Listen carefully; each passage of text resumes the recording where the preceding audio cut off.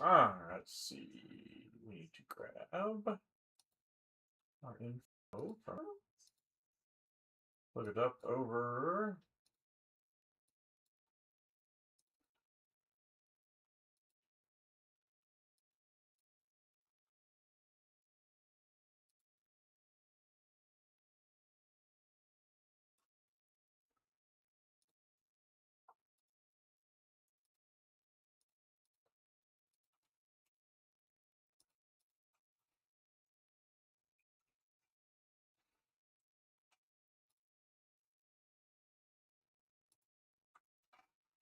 We are live.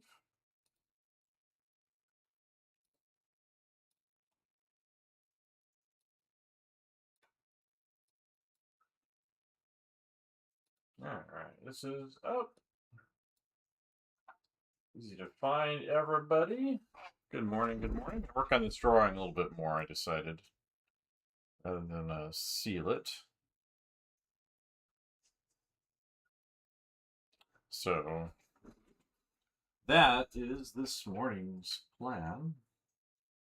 Maybe paint on it a little bit. I'm planning on starting it with airbrush, so I had some thoughts on some additional things on here that I liked and didn't like. I wanted to tweak now that I've sat on it for a night. Beginning with this branch right here is just kind of boring. Okay with the ones up there, but not that one. So I thought we'd start over here. We are done with classes for the semester, so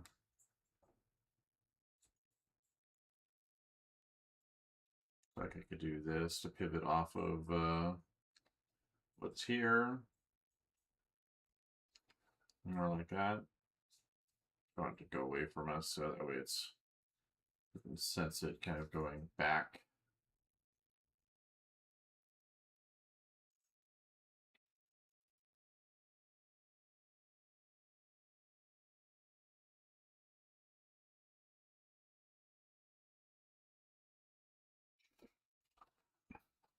So, yeah, and then I also wanted to kind of throw in maybe some more mechanical elements into some areas. Like into this tree. Looking at these pipes and things I've got over here.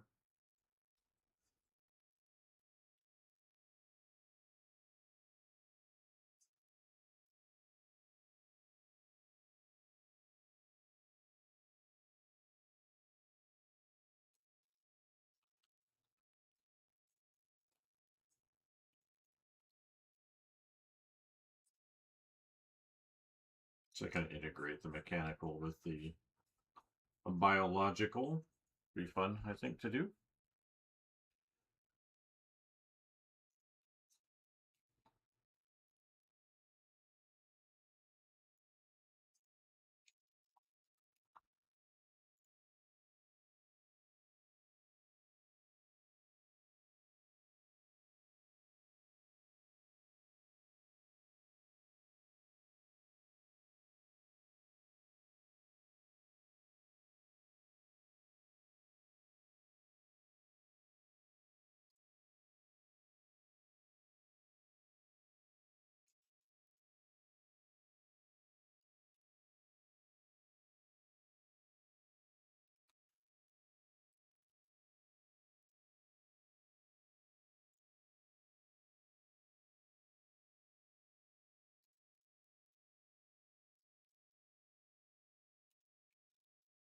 Something like that.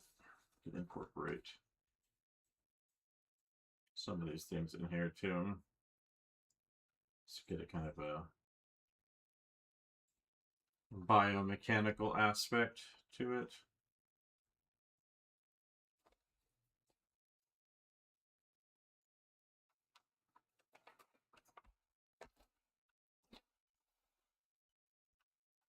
There you go. Drop something.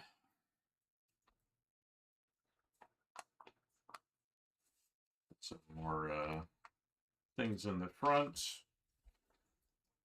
Probably gets a little more repoussoir going on over here.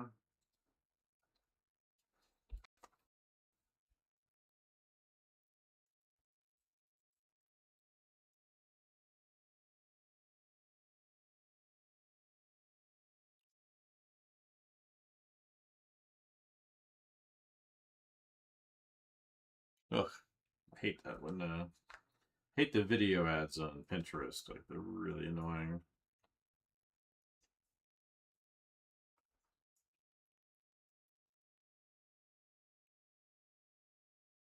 And again, the goal here is to kind of use the airbrush, but also maybe some alternative things like stamping with sponges. So the trick will be not losing the drawing, but also kind of maintaining the openness to it.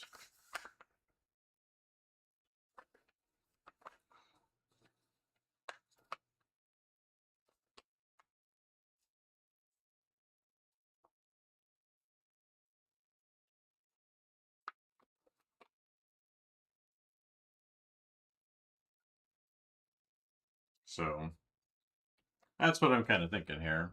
So I think I would kind of get the color tones and then do like an underpainting drawing with the colors I want to lean into.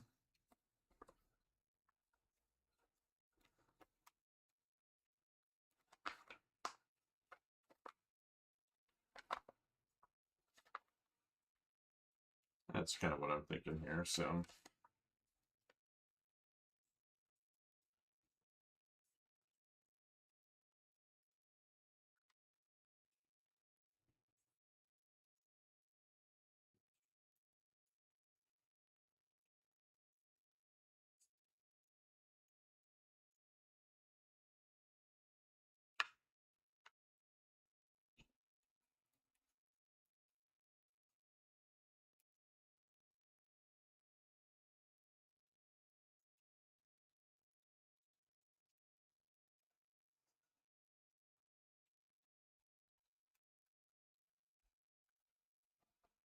that's what I'm thinking here today.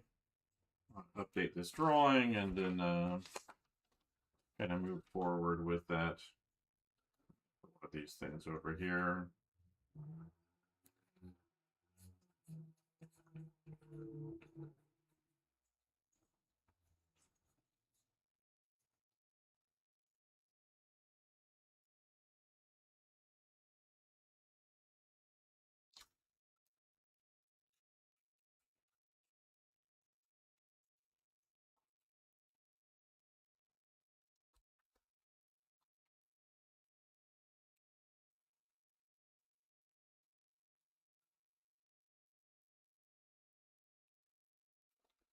That's what I'm thinking here. So.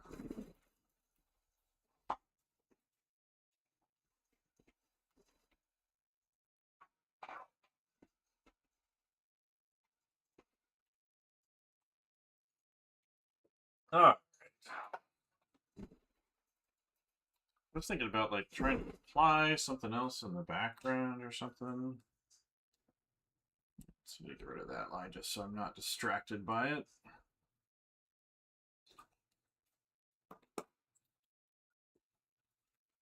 But that's kind of how I handle my free form drawing here.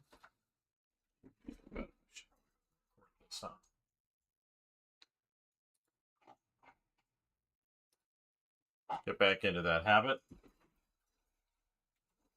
Separate from the live stream recording, get a clean recording on my computer.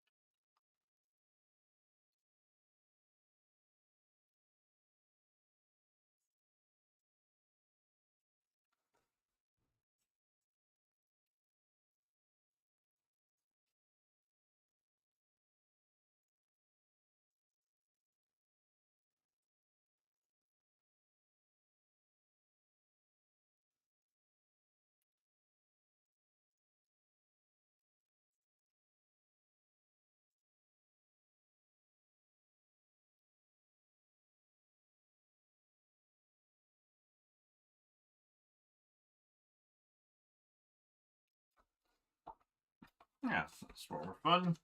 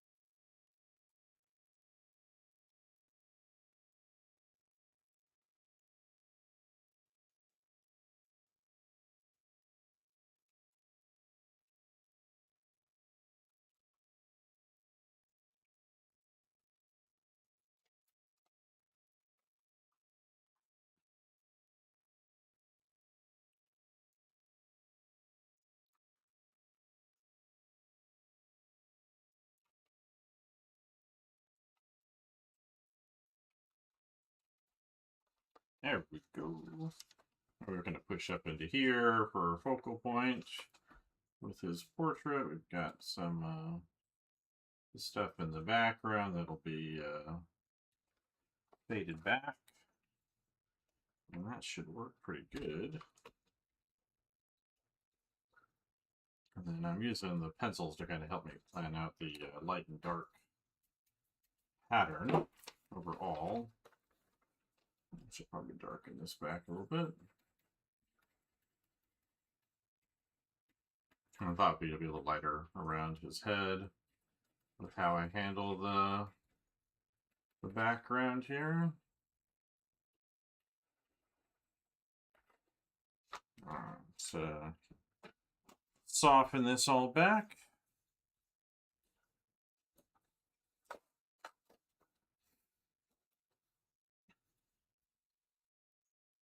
So I feel like we could use something over here, more foreground-like. We got a pipe coming up over here.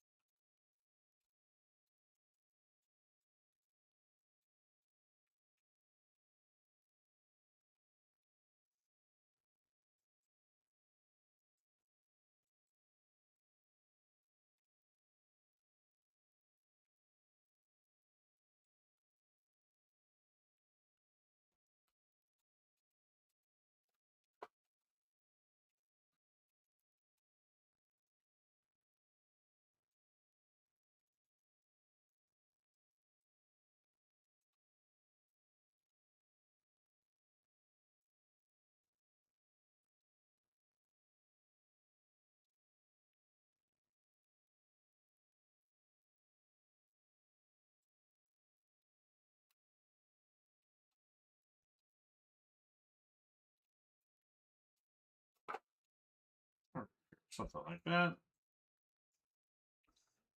Or we can put this in front of that.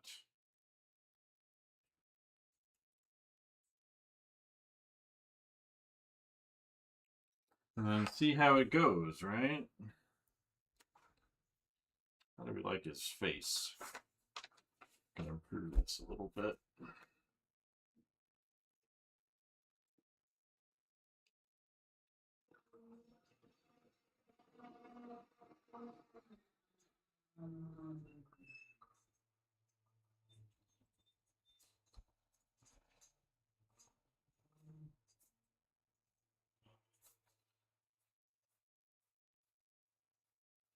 I'll probably pause the video briefly just to take a picture of the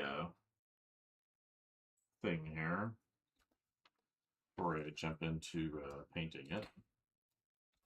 So let's see. Look at it upside down. I think the focal point is definitely up here.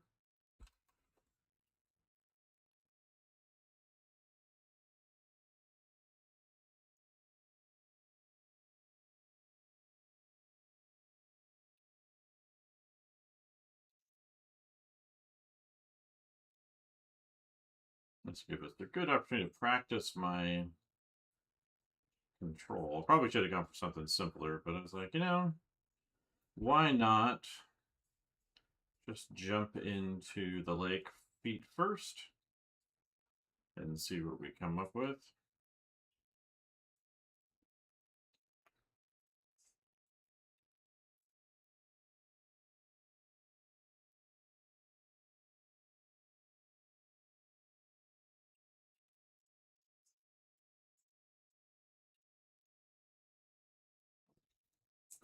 Right?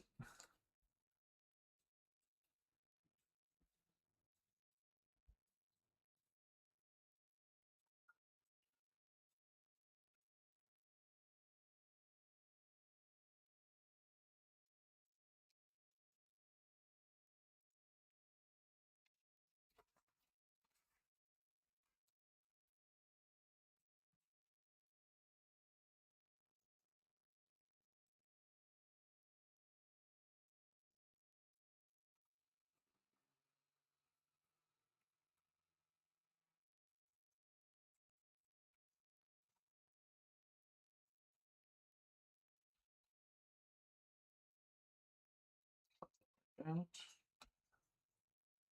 Let's push this all back.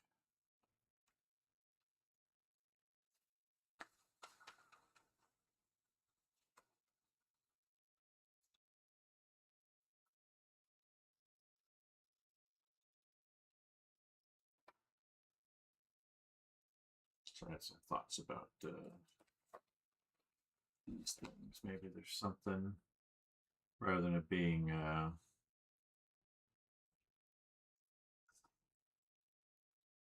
suppose maybe there's something organic in here.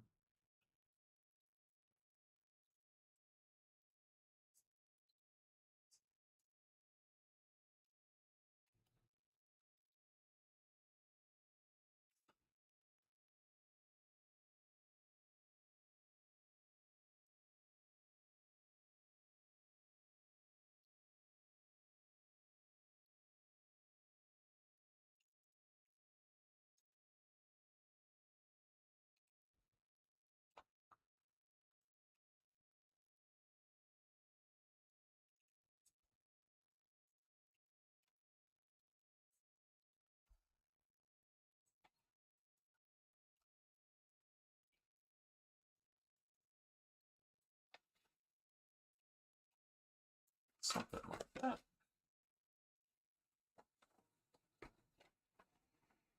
All right. What do we think here?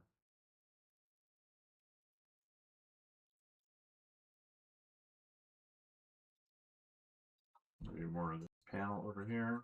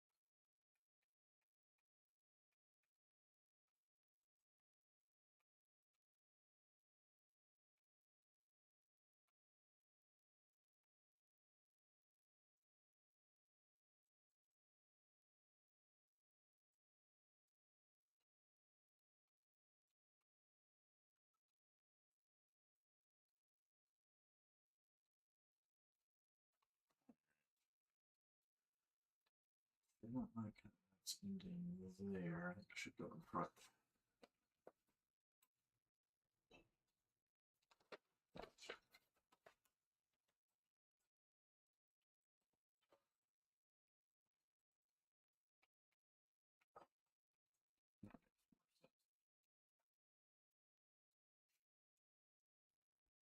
Always a good idea to sleep on your design, so I think, you know, wake up the next day and be like, well,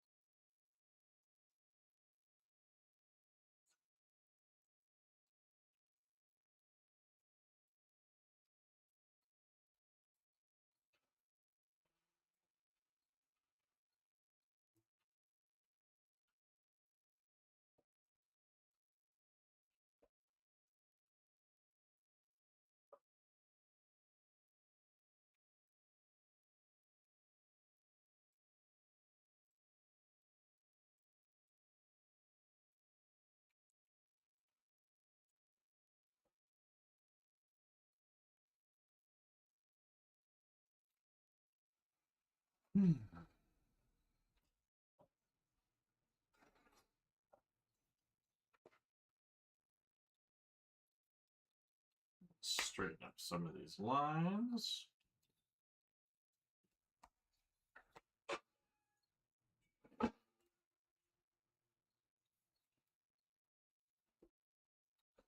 Nice. All right. I think we're just gonna go with that, and I might add some other things later in. But real quick, if you're on Instagram, I'm just gonna take a picture real quick, so I'll be right back.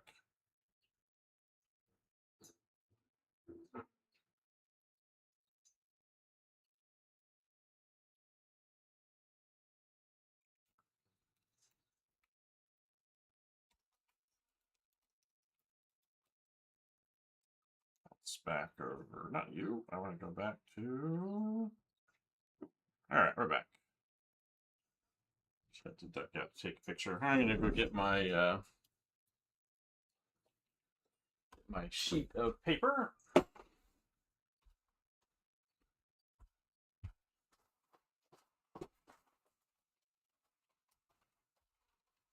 Let's under here. It's my little test sheet of my airbrushing stuff.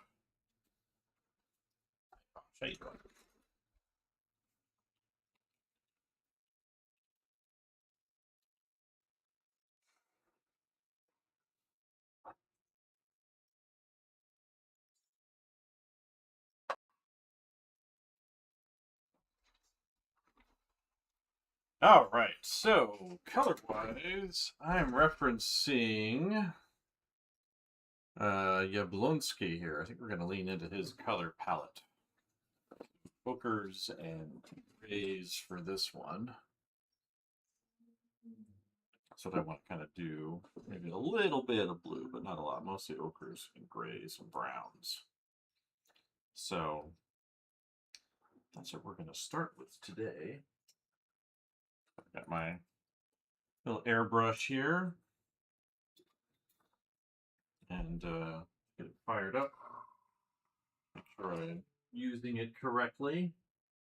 And then I've got a bunch of colors I've pre-mixed over here. I took it, you know, brown, so I got transparent oxide red. And there's the burnt umber. Right here. And not yet in yellow, that's too yellow. I've got yellow ochre mixed up over here just yet. So I might have to pause and do that. You got some white though. So at least I have that. I know I have liquid yellow ochre, so I can just go grab my bottle over there and I can put it in here with a little bit of water. Kind of pre-mix it a little bit in here. So I'll get that out real quick. Before I forget. Hey Bosh, how you doing? I'll get your blanket. Lay down.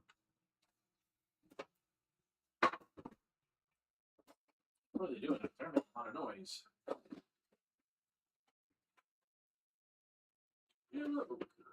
Got this carbon black too, but I think I've pre-mixed some black already.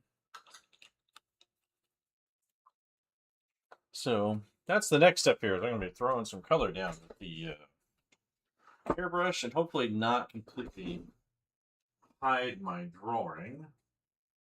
Got the carbon black. I think I've got black pre-mixed over here. No, not Russian blue. Well, that might use a little bit of that just to accent some stuff. There it is. Ivory black. Close enough, right? So, got these colors ready to roll. I think we'll just start with transparent oxide red. I'm going to use that as a base for everything else.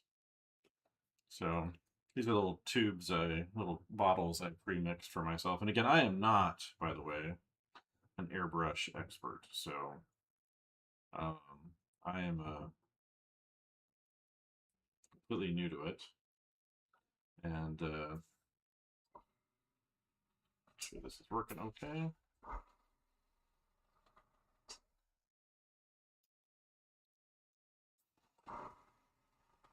And I used like heavy body paint in these too, which is probably not the best one.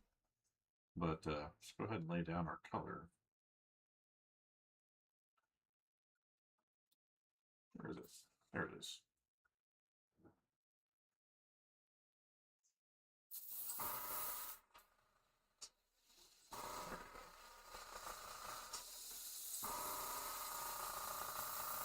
Could probably use a larger airbrush for this stuff.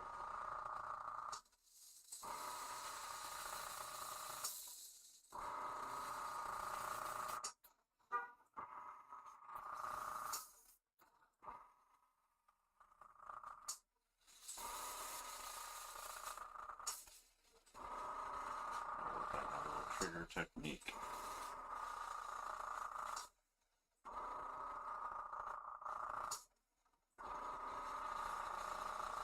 Again, I'm definitely not airbrush expert, but it's like kind of one of those tools that's been sitting in the back of my head for many, many, many years, and get better at it. Check this a little bit differently. There we go. So I thought I would do is for the morning studies.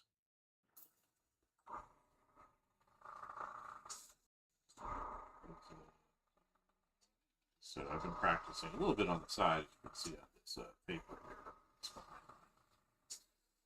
Drawing, but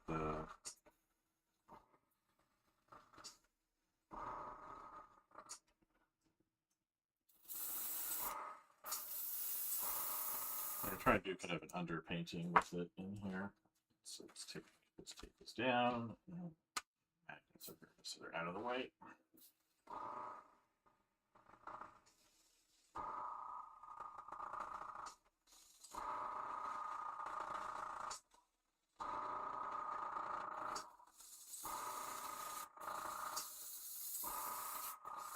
Getting that base coat on there. Probably not going to use much in the sky. We're going to lean into the grays there.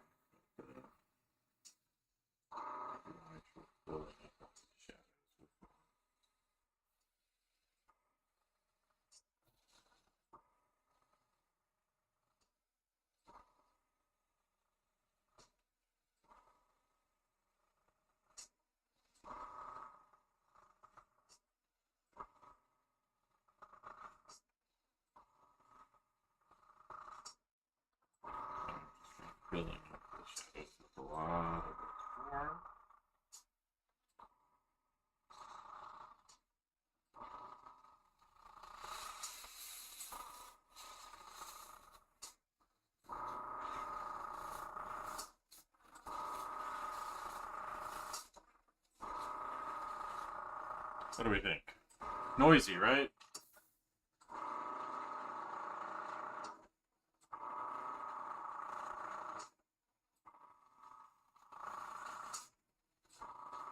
I'll try to plan my value patterns ahead of time with the pencils. It could be like a nice kind of underlying texture to play off of.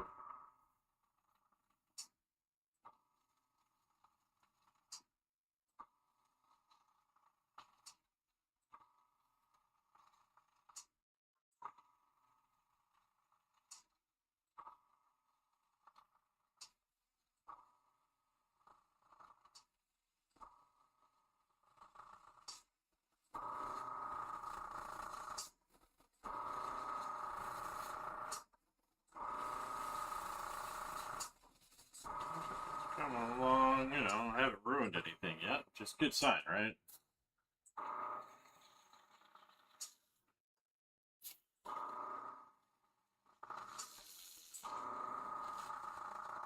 What are we doing for painting and accuracy? Some more?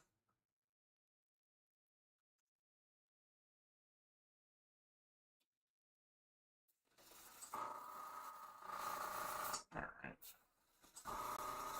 This is again a learning project. I probably gave myself too much stuff to do. But, oh well.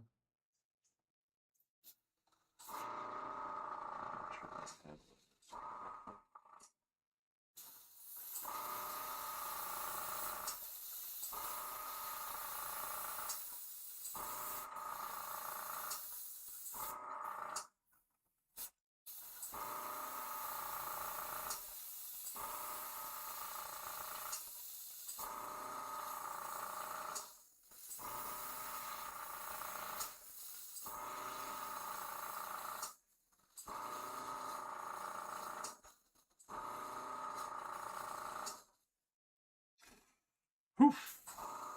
Always interesting kind of doing something with a certain amount of tension, excitement that comes from it.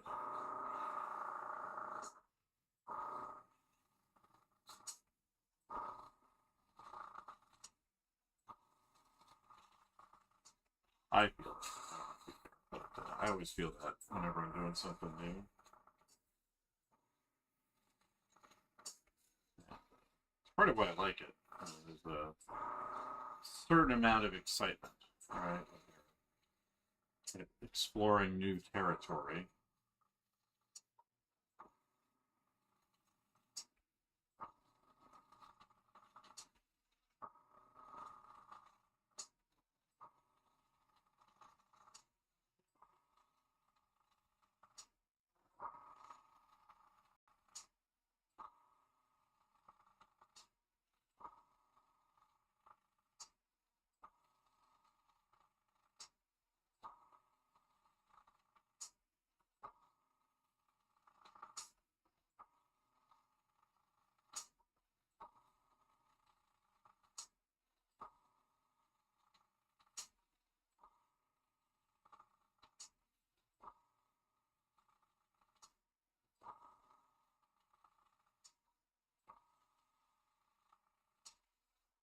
So that's always kind of exciting for me when I'm trying out new stuff like this.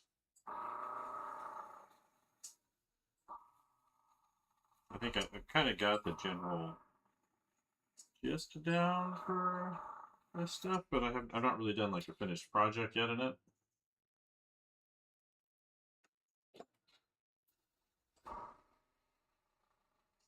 So that's what I thought I would do here.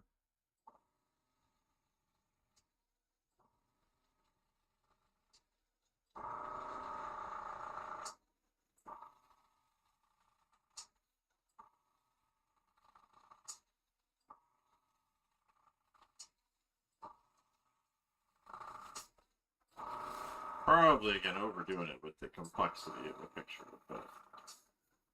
but I have some thoughts. You know, if I have to, I can salvage it with a little bit of brushing on here. But hoping to kind of mostly do this about 90% with the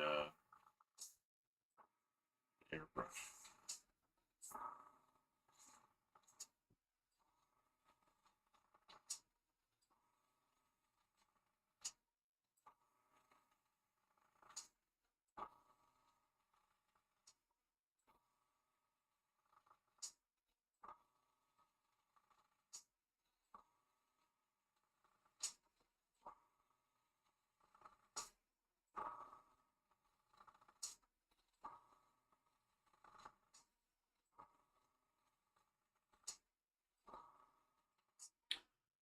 So that's the intent here is to again I am not this is like going to be my first like illustration with an airbrush, and I'm doing this all live, so let's see how it goes.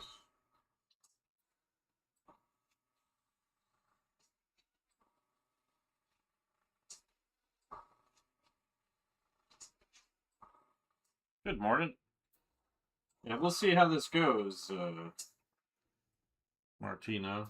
I am not an airbrush expert, so this will be my first illustration doing. I'm messing around with like practicing strokes and that with it, but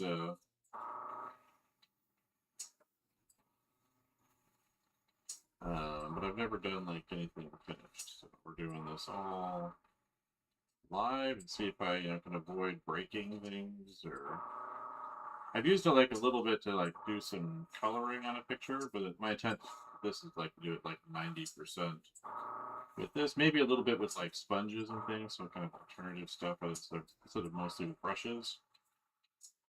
And then maybe bring the brushes in for the last little bit.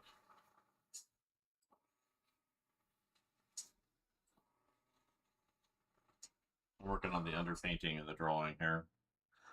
First, I'm using transparent red oxide. I'm going to lean into a Jablonski style color palette.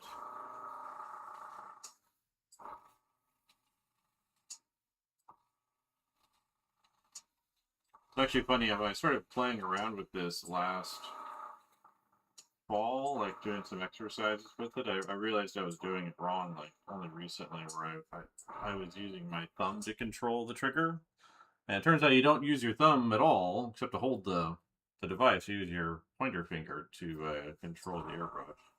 I have absolutely like no training beyond what I've done here on my own. I mean, watching some YouTube videos, some reading about how you're supposed to use it.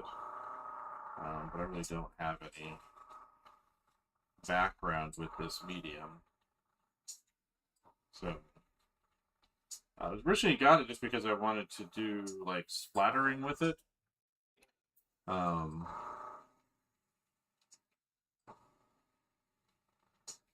But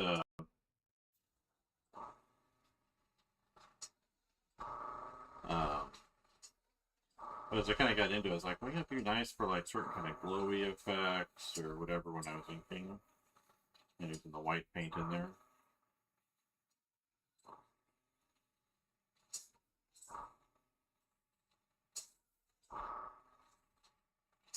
So anyway, it got me thinking, like, well, I've got it. If I'm gonna mess around with this, spend a little money on an airbrush. That's not the most expensive one, but it's not like a fancy flash or whatever yet. I could see splurging on one if I'm like decide like it's really something I want to do. It's a relatively inexpensive one that I think, from what I understand, is pretty good for beginners to use because it's inexpensive and this has some limitations, but they do have one that does like a little bit of a smaller tip on it, but I'm curious to see how much detail I can get out of this one. You can pull off the cover, the hood over the needle, and get it really, really close to get really fine lines. And so that's part of why I want to lean into this Jablonski palette is it will help me kind of with that.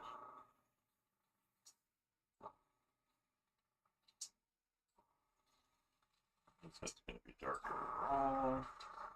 I'm wearing a black shirt.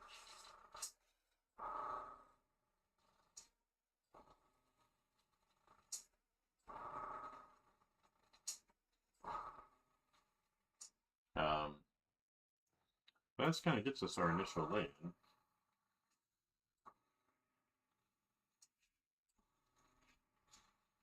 This will help me kind of practice my layout.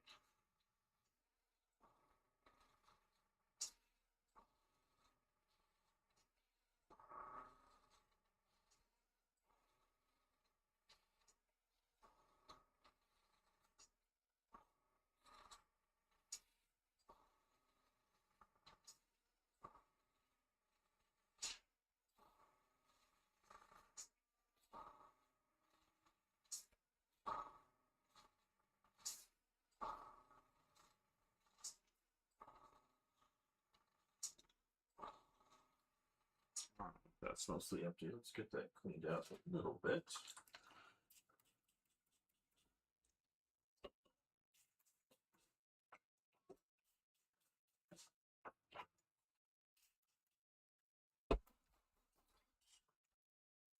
So, yeah, I'm curious to see how this goes for me because again, it's not a material I'm familiar with, and so kind of know the process I'm going to use here, but yeah, I never know how that's going to work out necessarily. All right, I'll move it to first. Run it nice and smooth. So.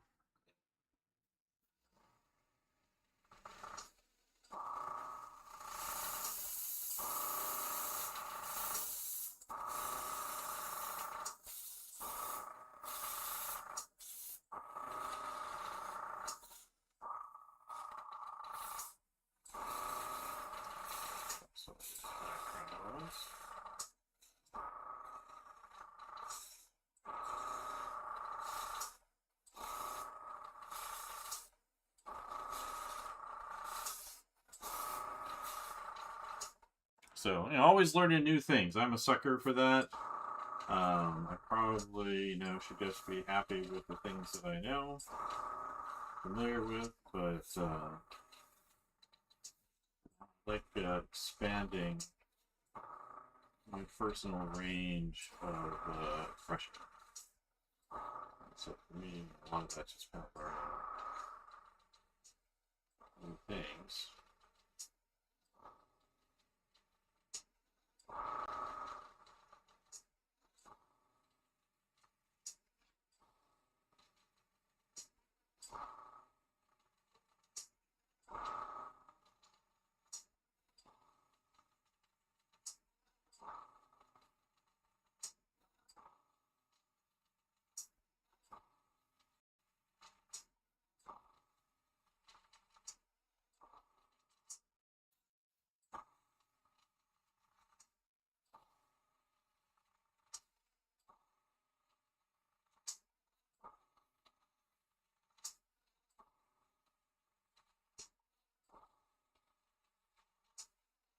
That's the intent here for me. Is acquiring a new skill.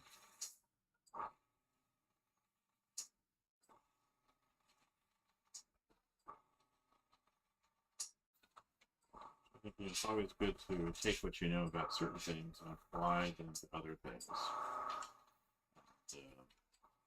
I think there's like some categories of ways of looking at your artistic development. One of the ones I've looked at with students was kind of breaking your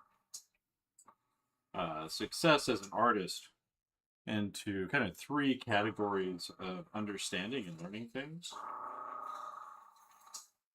The first one was foundations. And so foundations, I think foundations is basically the things that are medium independent largely. So things like color theory, form drawing, anatomy, perspective. It doesn't matter whether you're using paint or 3D or you're using vectors or pixels or oil or acrylic. These things are always relevant no matter what you're doing. They're the kind of the elements of design that you always kind of need to have access to. And you can apply them to different things. It was kind of a realization I had as a young student where I was having trouble with it, learning digital on my own, because I kind of try to think of it as being like, oil paint or gouache or whatever. And it took some effort for me to kind of recognize that it was in fact none of those things. Let's see, where's my yellow ochre here? And really the way to think about it was in terms of elements of design, for me, ultimately, And I need some airflow improver here. I'll mix that up in here.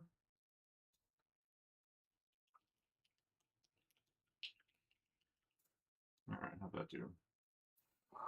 That's good. All right. So I kind of realized, early on that it wasn't,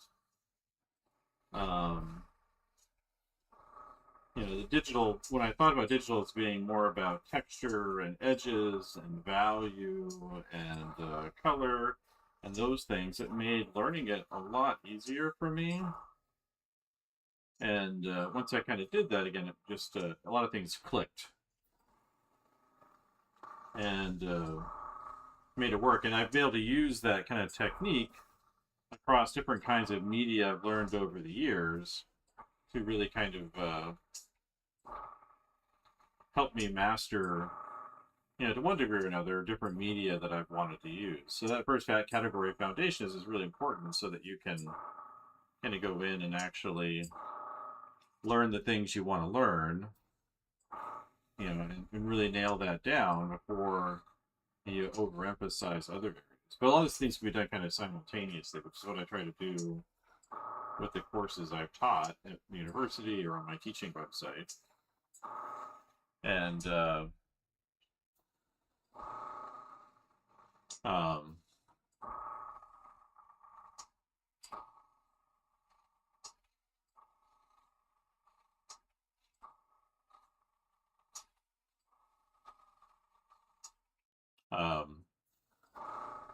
I think it made a difference to my students for how I explain things. So it doesn't matter what the medium is they want to use. I can still help them out. And make sure they get what they need. All right, this needs to be cleaned out a little bit here. Now we're going to switch to some black on top of this stuff to this stuff can kind of all blend together to a certain degree at this beginning phase, but still want to get it cleaned out a bit. But kind of recognizing that there's principles and things that are independent of media. And so if I can treat things that way,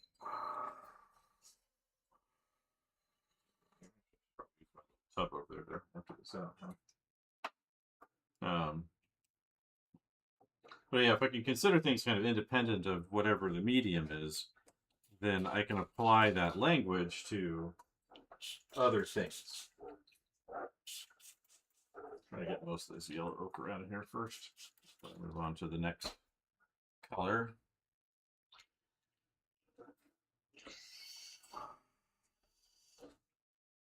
They're pretty good. But again, if I can use color theory in 3D or oil, gouache, or are we falling down? That's fine. Then I can use it regardless, and it kind of gives me a framework for. Let me shake this up a little bit first. Gives me a framework for working with any medium, and so whatever I'm doing, whether I'm using it. It's like learning this, I'm going to be thinking about those foundational things as I paint this. I won't be thinking about, well, I will be thinking about the specific elements of the medium, but that's going to be kind of secondary to those other things. Get that black going out of there. There you go.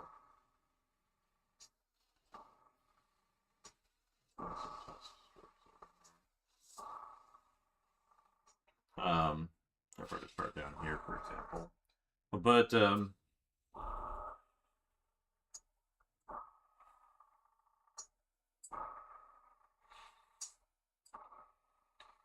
but again, just being able to do that makes difference. In the second category, I like to call expression or vision. Maybe vision's a better way to use it. So in that I break into two categories. One of them is kind of who you are. So, you know, things related to your character, your background, your could be your race, your spiritual beliefs, your education, where and how you were raised, your native language, all those things that kind of are the intersection of all the things that you are,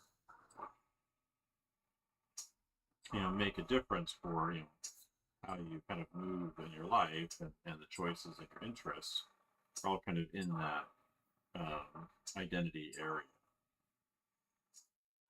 And they deliver a lot of your point of view and kind of the interests you have. And those can be, you know, superficial things or deep things or things that you've sought out purposely or just things you kind of default to. But you know,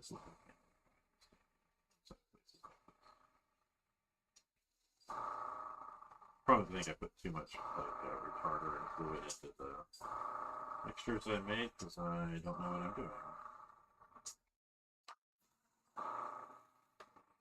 But yeah, again, so those things that kind of make up who you are, that vision. And then the other half of the equation of that expression, I think, is the mediums and your mastery of them. And so that represents your ability to, you know, deliver on the things that you want to express in the mediums of your choice. So whether you're doing animation or illustration or painting, or working with galleries, or selling independently.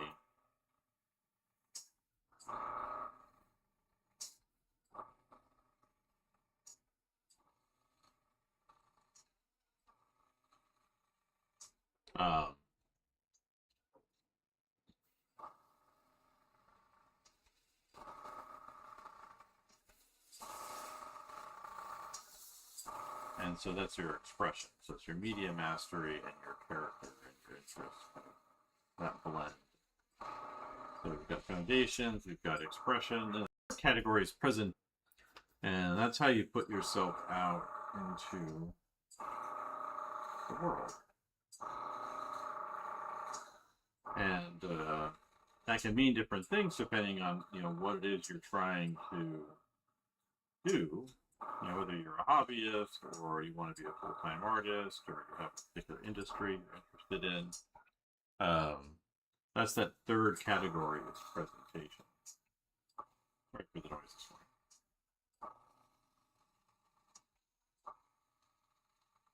Welcome to my study time, right?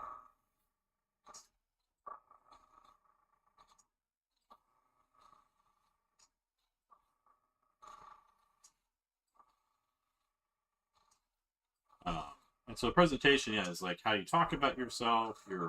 It could be related to your social media messaging. It could be your marketing. It's you know, how you show your work. You know, is it you show it? You know, when you're doing concept art, are you showing call out sheets and all those kind of little things as ways of, you know, demonstrating your proficiency to work in that area and attracting the attention you need for your work to be out in the wild, in a place where people can kind of see what you're up to.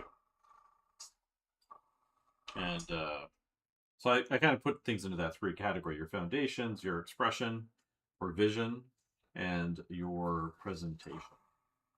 And they're not necessarily detached from each other. Like, you can work on all three at the same time. And I think it's best to work on all three at the same time, where you're trying to, you know, use your foundations for expression that you're mastering. So if you're learning perspective or figure drawing or anatomy or whatever, you're able to take that, or painting, landscape painting, but you can basically take that and then be able to engage with your audience in some way. And I think you kind of start all of that right at the beginning, as soon as you can, in ways that will amplify your opportunities, your probabilities of success. So that's kind of how I like to divide things up. So for myself, you know, like with this piece right here, you know, I've got solid drawing foundations. I understand color. My weakness here is probably the medium. So, you know, learning to express what I want to with an airbrush, that would definitely be a challenge for me, because I don't have any good experience with that beyond, you know, what I've created for myself.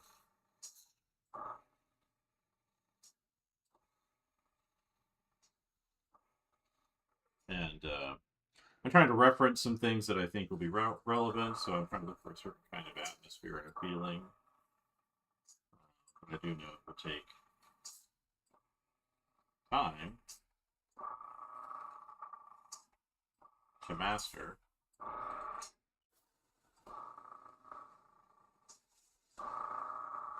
And so I thought this would be a good project too, because I feel, you know, comfortable about my drawing and my layout and my design. And if I come on for like an hour, hour and a half every day and work on this, it also gives me that little space to think about things.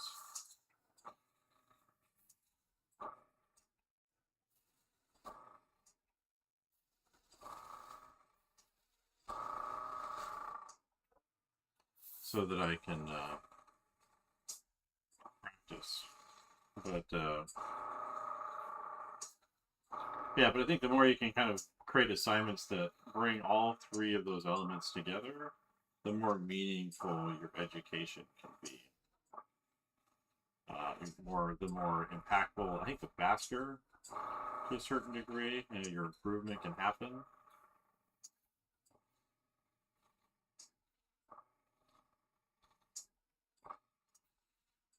And because you're creating things with meaningful purpose, and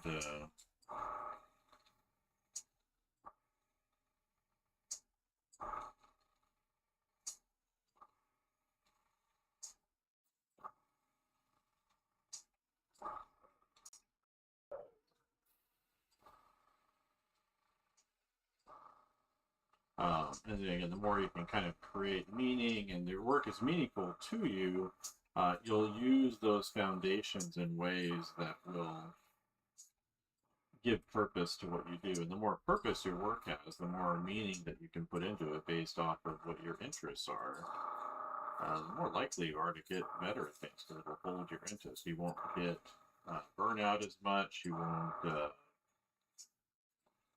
you know, suffer from some of the things that artists who are less experienced often complain about. And so that's kind of one of the things I've been trying to focus a lot more on my teaching, in addition to my own study, is to think about, you know, my my approaches in that way.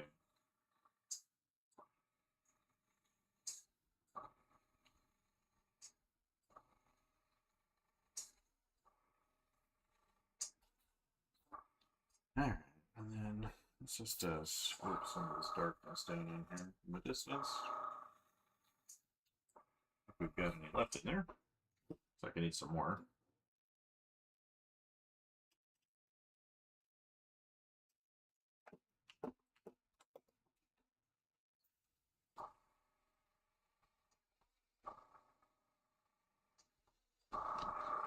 Flow improver, I guess, in there.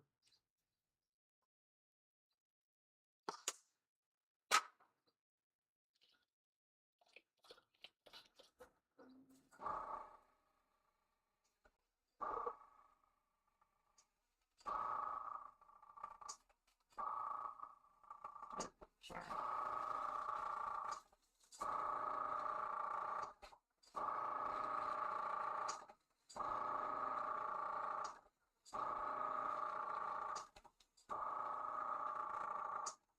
So, but yeah, that's kind of been on my mind a lot over the last couple of years, is how to make the things that I think are really important for our students to understand more meaningful to them personally. So I think like if you just like do perspective, just learn perspective. Like I'm fine with that. Like I like to learn things just to learn things. It's just part of who I am. But I also recognize that other people have other interests. Let's see, I think I see chat over here that's not showing up on my thing for some reason. Oh, hello, over to the guy. Oh, okay, that was from yesterday. Never mind. See if anything's over here, just out of curiosity. Nope. All right. Just thought I'd double check. But that's become like a bigger point of emphasis in my teaching is really thinking, okay, and how do I incorporate learning, working on all three of those elements all at once in a way that would be more helpful to my students. A lot of times people like to segregate these ideas into different categories, but I think the sooner you can see that your progress is tied to your full development as an artist, not just skills, I think you'll improve a lot faster.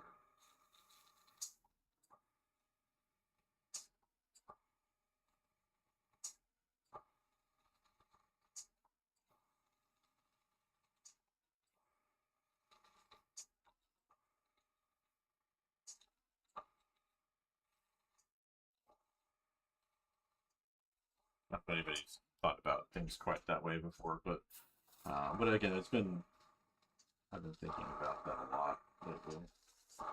So getting back into working on my teaching site, and I want to make sure that the things that I'm doing there really create significant value for my students that I have. In the sense that they really feel themselves not just learning some good skills, but also achieving the kind of mastery that will hopefully bring them a better sense of success over time.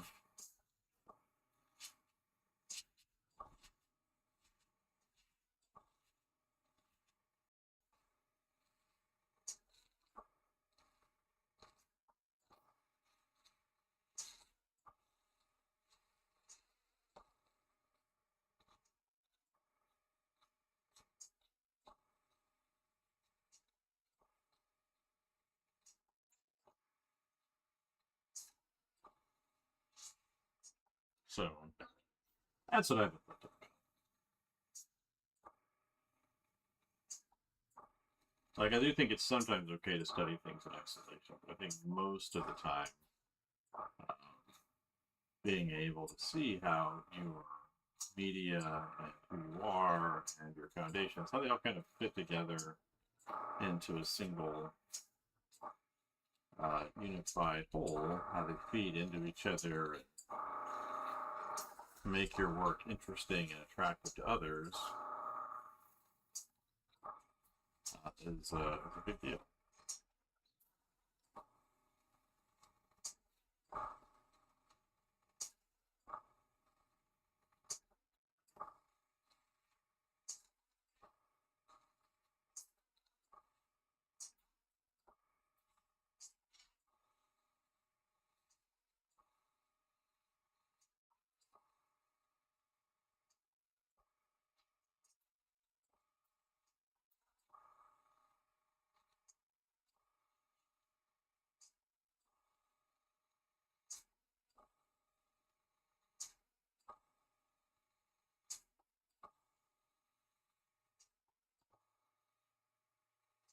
So that's what's been on my brain lately.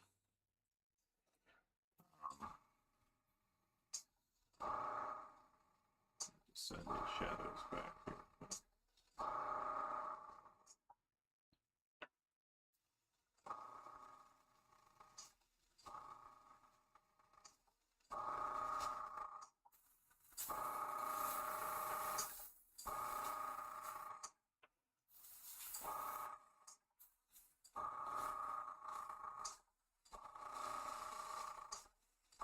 I plan to start using some masking tape and things on here to kind of create crisper shapes.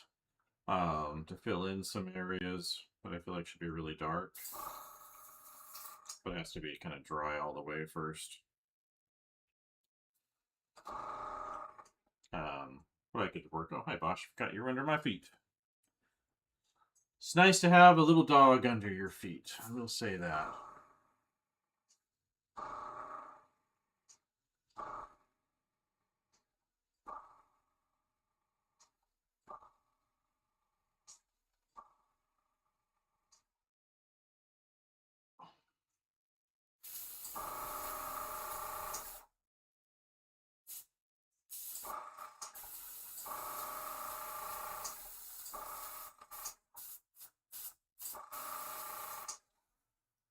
All right, let's try getting a little closer in with the needle. Pull off the hood. Let's see if I can get some.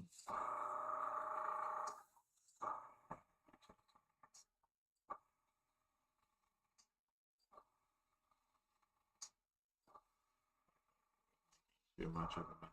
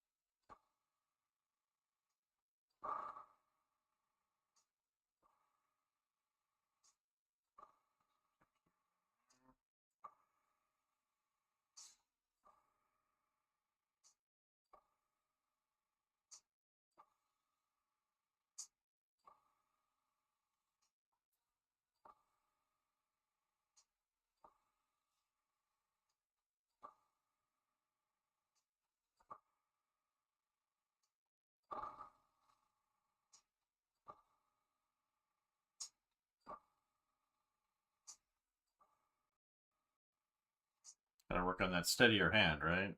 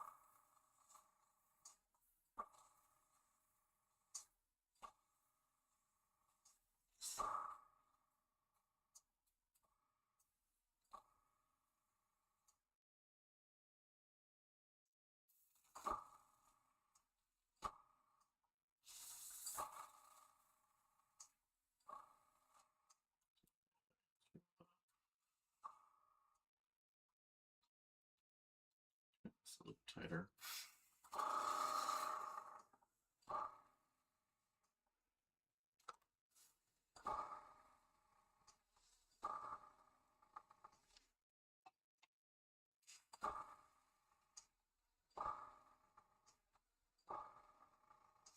Maybe like that. That's a little better.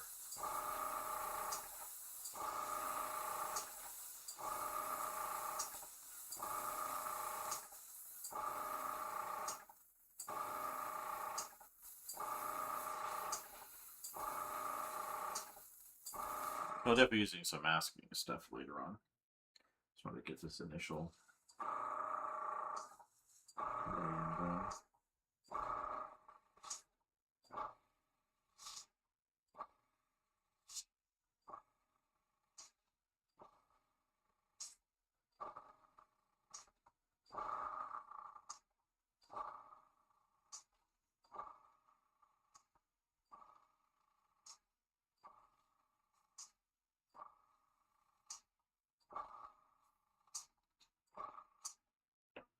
Let's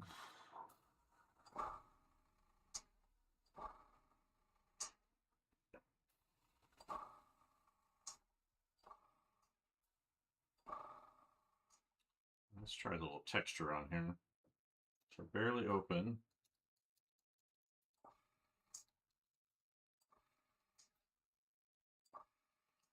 Texture.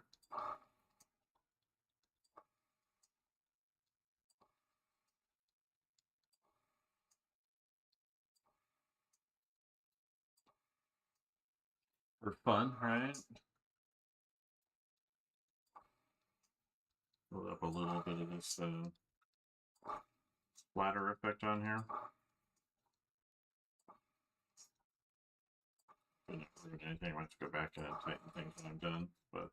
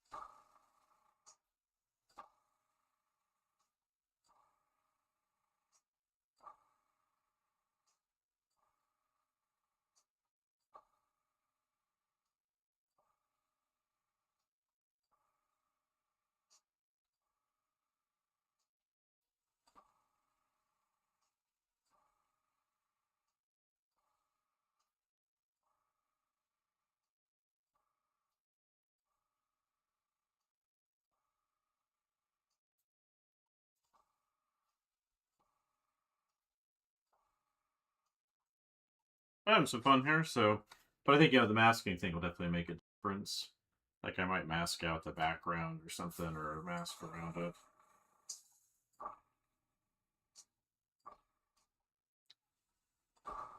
But it's always good to have like a real project with your learning.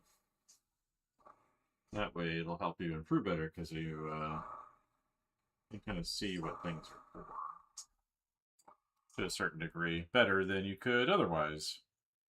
So definitely recommend, if you're studying anything, like make it your own.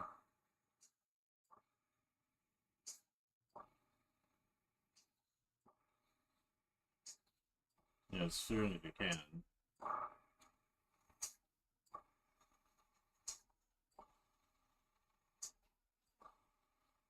The sooner you do that, the more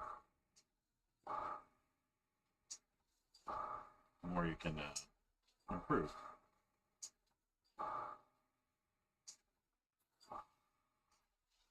Right? Just kind of the whole point. It's to whole point of being an artist is not necessarily to gather up skills like a video game character. It's to put skills to use as quickly as you can to enact your view of things. And that will make a big difference, I think, in your work in the long term.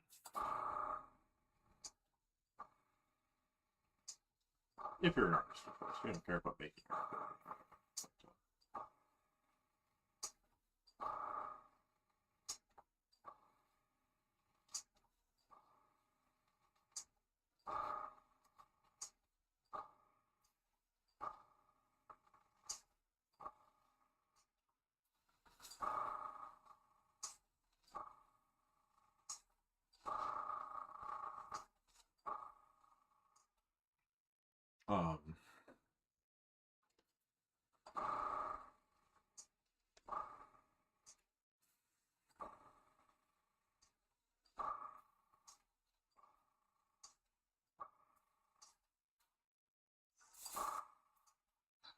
But I kind of see where Giger got his some of his stylings from with the airbrush, because kind of some of the things it does naturally kind of make it inevitable that he would do the things that he's done. in his work. So like, yeah, the kind of the flow like this, kind of going in between, and then, you know, probably painting the white in between that, and kind of going back and forth with it. It's kind of inevitable, his results, because they kind of come from the medium itself.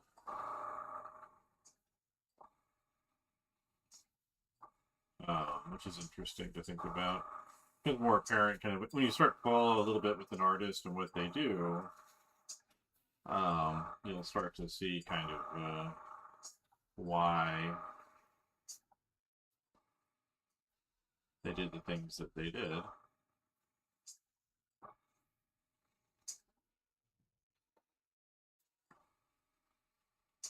And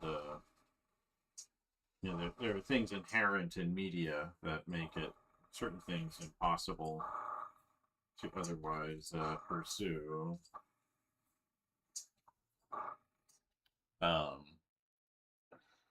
And so that's one of the things I noticed kind of playing around with these airbrush things, just that, you know, certain effects that he would get,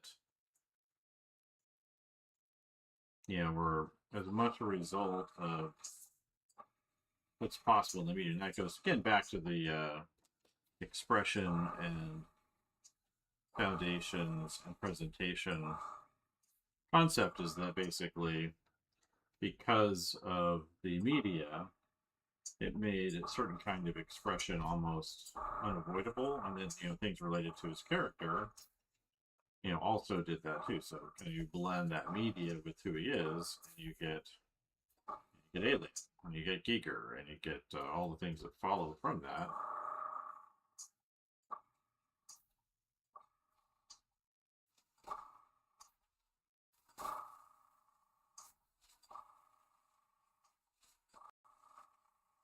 So something about for yourself, right? And of course, you know, how he presented himself to the world, you know, how he presented his character, and what he liked and what he didn't like, and the things that he would do were all part of that larger presentation.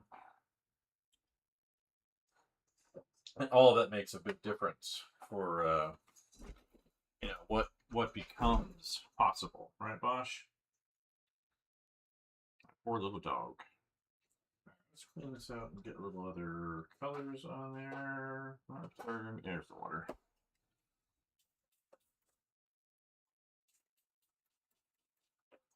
Need to get my little thing here. Oh, there's a needle on there. Ouch. I got to put the hood back on. Got to plug the tip, and didn't quite puncture my finger, but it certainly felt like it. I got this little jar here I should be using to like dump anything excess into.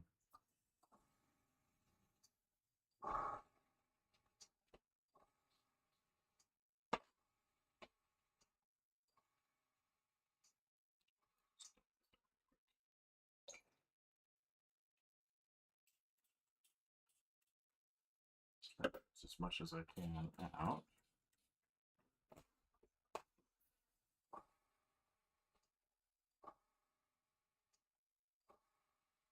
Should open that up, huh?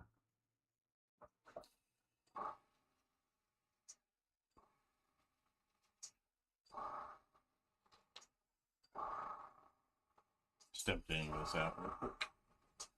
I'll swap colors a little bit. And then I think I might put a little haze of blue on top of this a little bit. I was mostly using grays, but I think it would help to have a little bit of blue. And I think we're going to lean into the Prussian blue here, just to have that kind of in there before we finish up painting.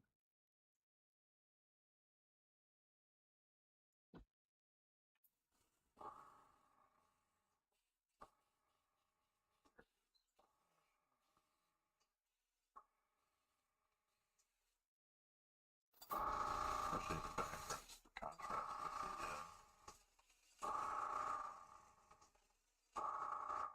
that, and then we put the white on top of the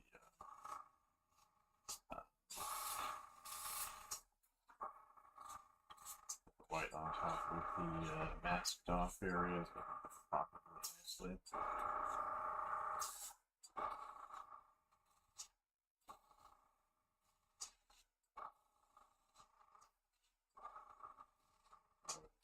Separate the foreground from the background. Let's cut right through that, guys.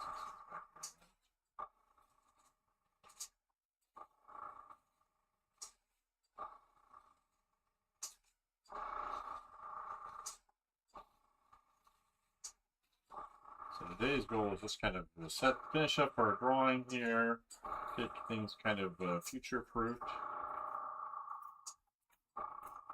The ultimate final, well, not final, but the next phase. I'm trying to think about kind of the best way to do this. It's like we're best to go kind of background to foreground.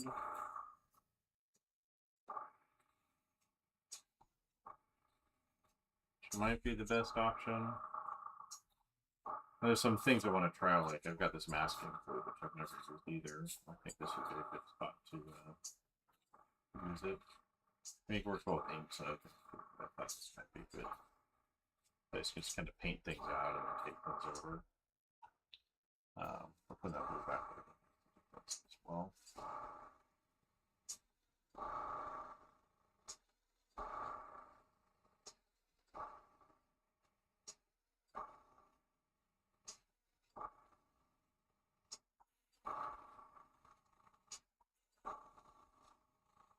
We're probably going to lean into some gray so things back there.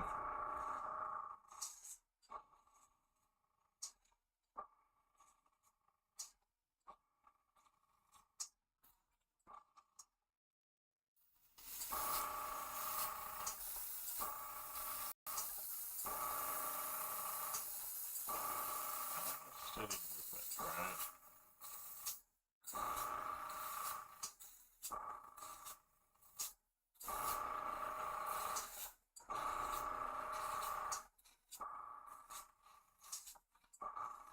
I think if I let in the future, when I come back, if I let background kind of bleed over the foreground and paint that back over again, I think that will work pretty well.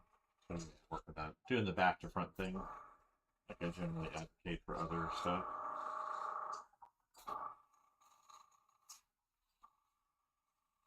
I think that would help with the bringing it to a successful conclusion, right, buddy? It's a lot of noise. Sorry about that.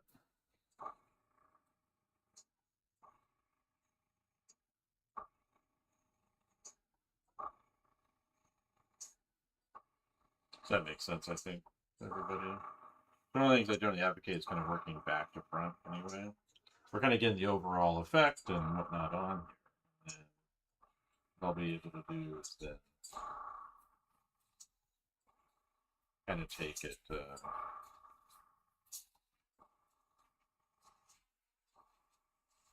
back to front after that. And that'll be a good way of kind of working towards finished product.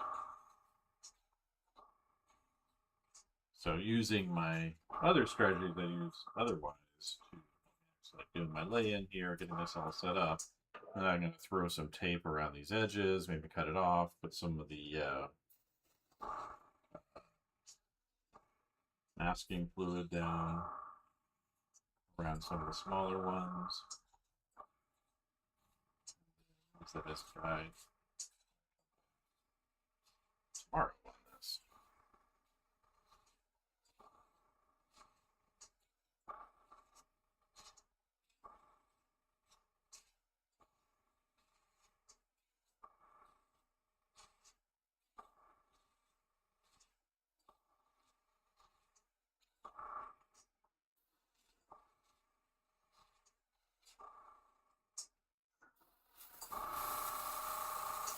That's what I'm kind of thinking here.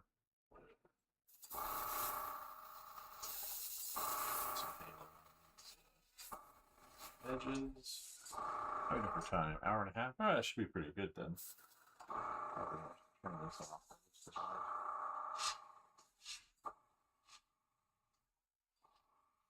what I could do is, do the spray over the whole, mass out even these areas here, and then kind of pull myself forward with the strips of comfort.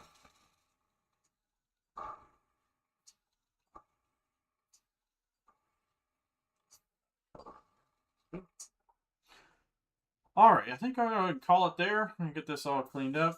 And we'll come back to this tomorrow morning. So I appreciate everybody that came in. Oh, hello over there on Kick. I saw you over there. Does this look nice and blurry over here? Or it's not actually that blurry, but it's weird your name's not showing up on the other thing. Oh, you're Turkish, huh?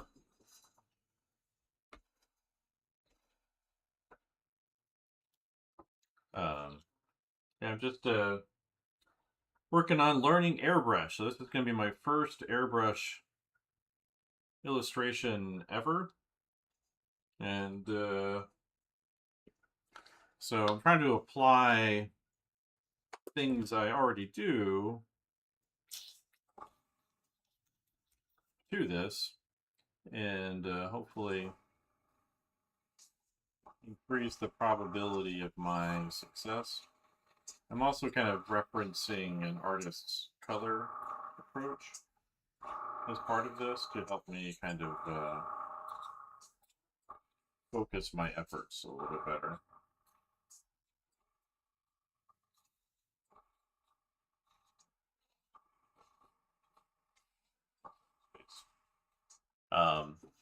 But I have no experience with airbrush beyond kind of what I've done to myself over the last year or so. Well, last 6 months really. I've kind of been taking it out and playing with it.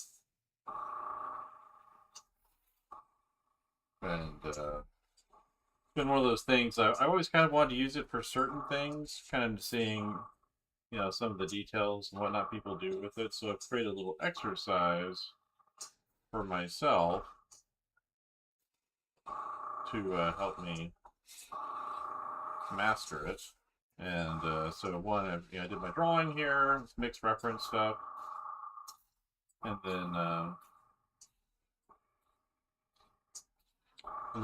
I've got a pretty good understanding of other art fundamentals since I've been doing this a long time.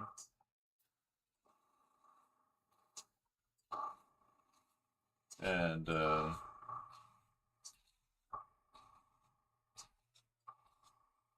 right, that's good there. Put that blue in there a little bit.